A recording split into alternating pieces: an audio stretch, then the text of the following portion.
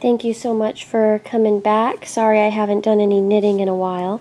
I like to write patterns when I do tutorials, so I'm going to provide not a tutorial, but I'm going to provide a pattern in the description box for baby hats, and then the next few tutorials will be actually focused on showing the things you need to do in order to make these hats. So this one's going to be working in the round. And here's a picture of the pattern. I'm going to put that in the description box of the next few tutorials. And I'm also working on a matching baby blanket. Once I have that done, then I'll write up the pattern and we can do that as well. I'm going to be doing the long tail method of casting on. And if you are knitting right-handed, you're holding the needle in your right hand. We've already shown this, so you can see my casting on for this. Now I'm just going to cast on a small amount of stitches just to show you how to work in the round. Let's see what I've done here so far. We'll just try to do 15 on each needle so there aren't too many. So 1, 2, 3, 4, 5, 6, 7, 8, 9, 10, 11, 12. Do 13, 14, 15. From here you could grab a new needle, but I find it easier if I do a few stitches and transfer them. So I usually like to do 5. So I do 5 extra.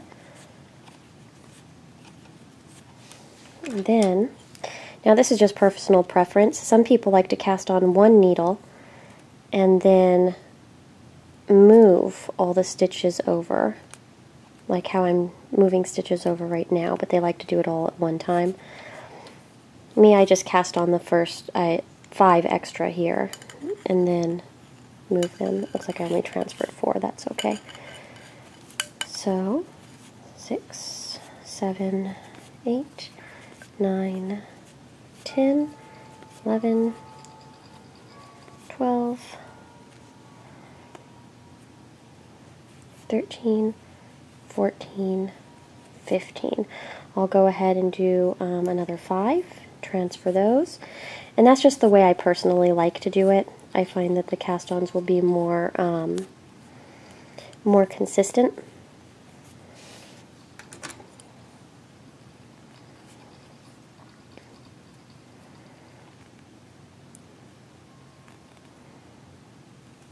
Three, 4, 5. Okay, so here we go. I need 10 more.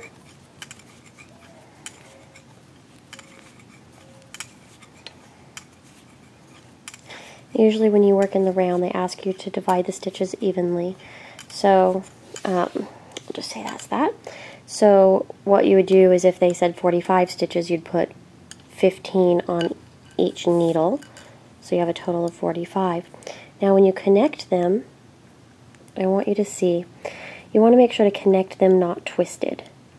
So let me show you the back side. The back side is more lumpy and bumpy.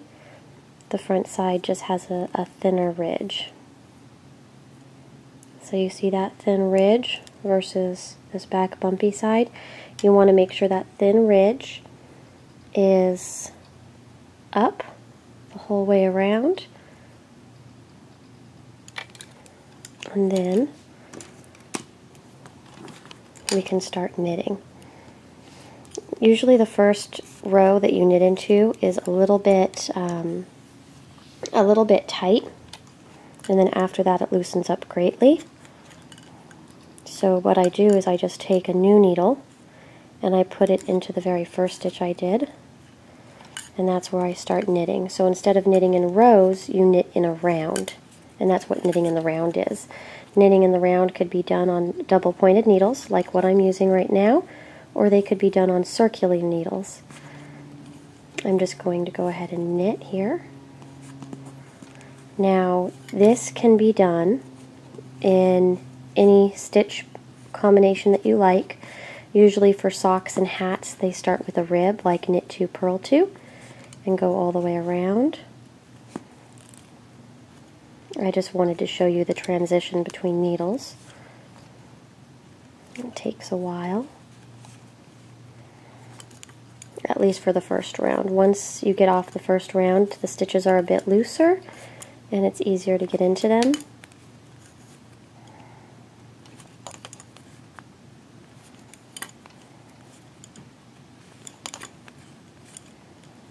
So there we go. I love making socks, but I haven't done that in a while. I don't know if I really want to write a pattern for socks though, but I wouldn't mind doing socks in the future again. So, to start a new row, you're basically continuing to move from the right to the left. So you go to the next needle, you put the empty needle in through the stitch, you yarn over and bring it through, drop it off just like your normal stitches. Well, this is stockinette stitch since I'm knitting all the way around, but you can easily do knit 2, purl 2, or any other combination.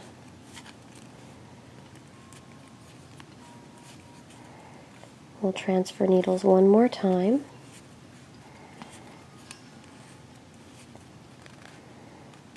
So you can see how that's done, and you just continuously go around like that.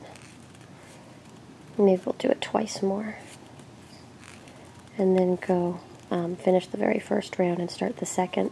There's nothing different about that. You're just continuing to move to the next needle to the left when you finish, but at least you can see where the beginning is. Some people like to use stitch markers, and you can. And if you have questions about how to do that, let me know so I could show you. So from here, I just finished with that double pointed needle. I'm sliding the next one down, and I go in with the empty needle again. And it's just knitting with those 2 needles. In the very beginning, working with double pointed needles, I said it feels like you're holding a porcupine in your hands with all these different points. But it's no big deal. You're still knitting with just 2 needles. It just feels awkward in the beginning, or if you haven't done it in a while.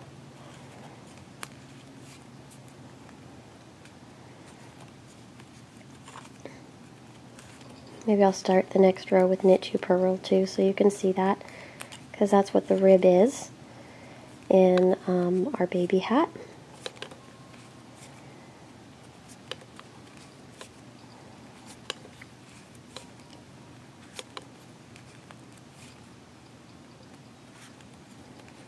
Okay, so we ended the first row, and actually wherever the bottom string is, whichever needles they're between, that is the start of a new round as soon as you turn to the left.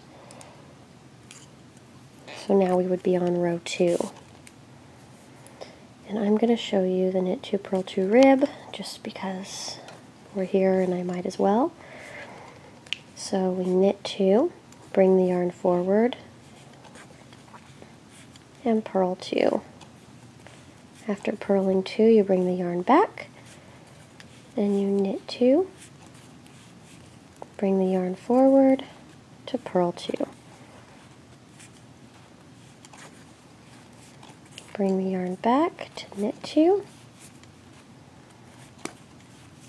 bring the yarn forward to purl 2.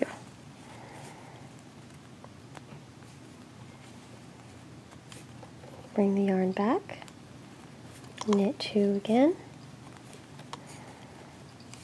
and then you bring the yarn forward between the needles to purl 2.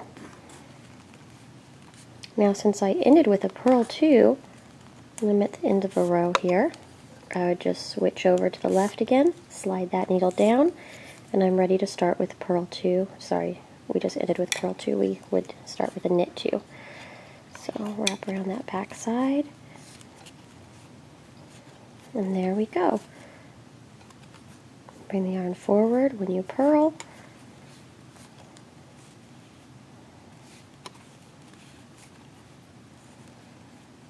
Bring the yarn back to knit 2. Bring the yarn forward between to purl 2. Bring the yarn back to knit 2. I primarily was just doing this so you can see what it looks like while you're doing it. And then this is the knit 2, purl 2 right here. So it gives you a little stretchy rib. So this is the baby hat.